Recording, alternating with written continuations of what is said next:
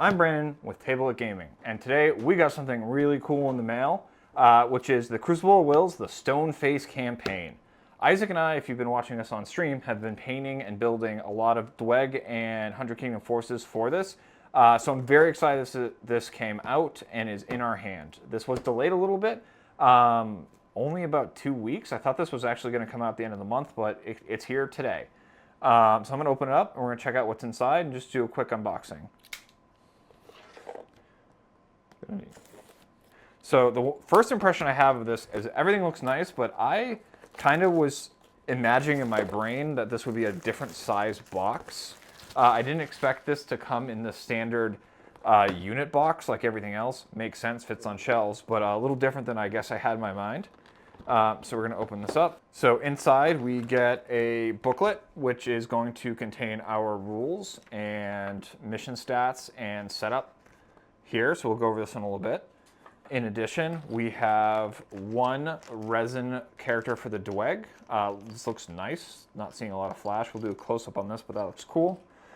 Then we got the Hundred Kingdoms character. This one has a little bit more cleanup that needs to happen on, but still looking sharp with all the details. Big boy.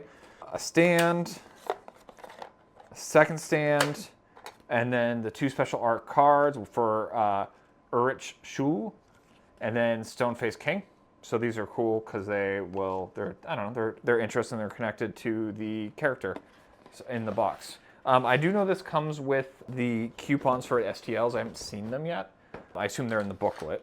So first impressions of this, the characters look really nice. We'll do a close-up on them, but the detail looks nice. The weapons are interesting. They do stand out and look like characters, which is what you want them to do for part of the campaign. The booklet, I'm flipped through it, but I did kind of expect something a little bit bigger than this. I was hoping it would be a little lore focused and forward. So for comparison, what I was hoping for is something like the original rulebook. Obviously not a reprint of the rules, but something this size, nice bound, a little heftier, and maybe having some collections of lore, who these characters are, or the type of the world.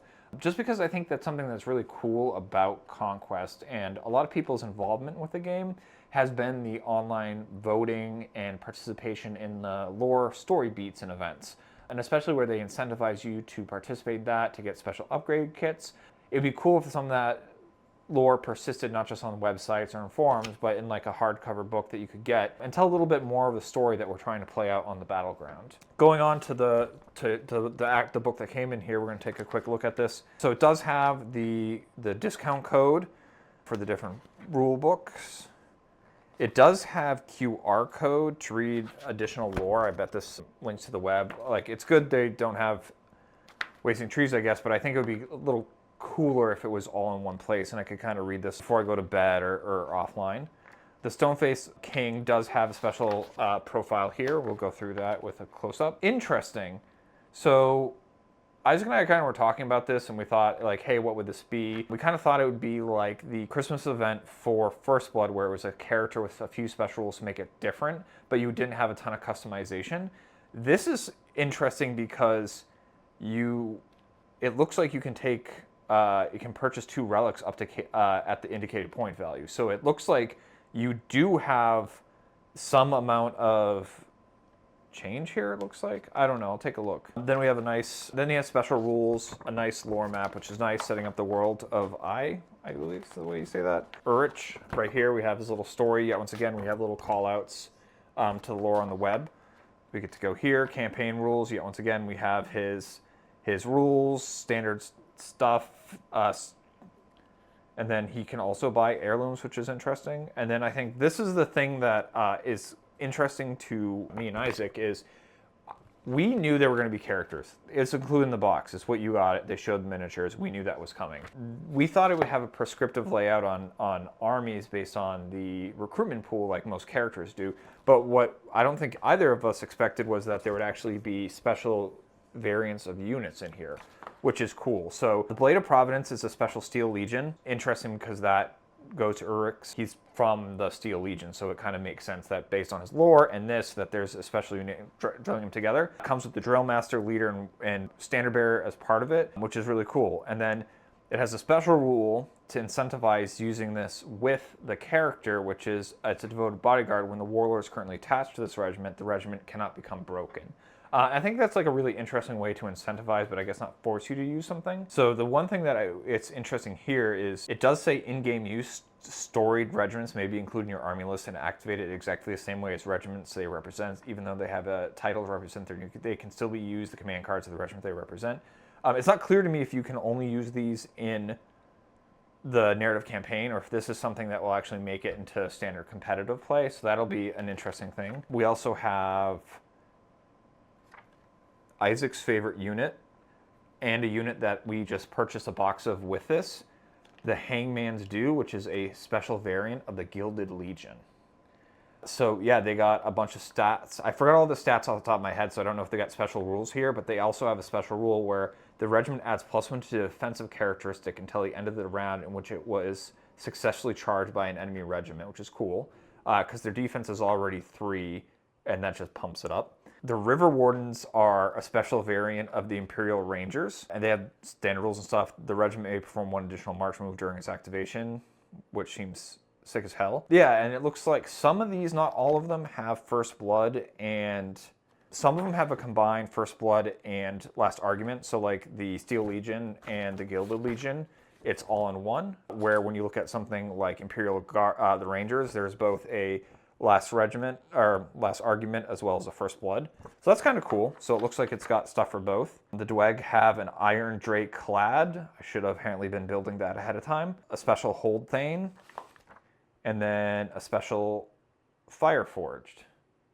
So that is interesting because we have one of those sets built.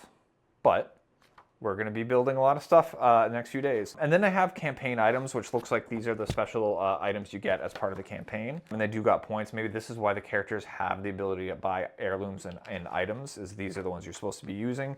And then in the back is the mission. So there's a nice theme, which I like because I think missions should represent. So we'll, not going to cover it in the unboxing, but I'm interested in seeing how much this lore actually sets up the story, and if the lore is expressed through gameplay, missions, or scoring objectives. So we will see that. So there's 2, 3. Yeah, it looks like a bunch of scenarios. The one thing I can't tell flipping through this is if some of them are First Blood only or just for the Last Argument. And then they have a little lore blurb for which side wins, which is cool. So I'm excited to dig into this and kind of run through exactly how you score. I don't want to do the let's just look at the page together. So overall impressions, models great, the art great. There is a lot more content in here with special regiments, which I was not expecting.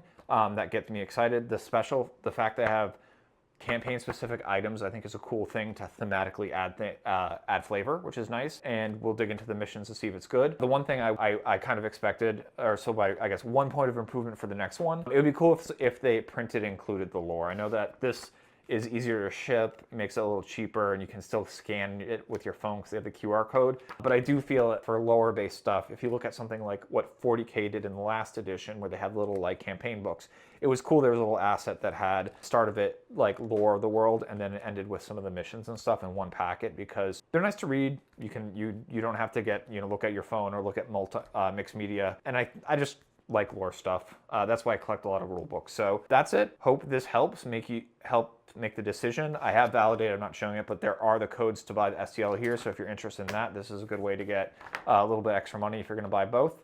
You have to buy them in sequence, obviously. Hope that's helpful, and catch us on stream or watch this YouTube series where we're going to be playing this on our channel and having battle reports, and you can see how each one of these missions play and how our thoughts and feelings evolve. Thank you.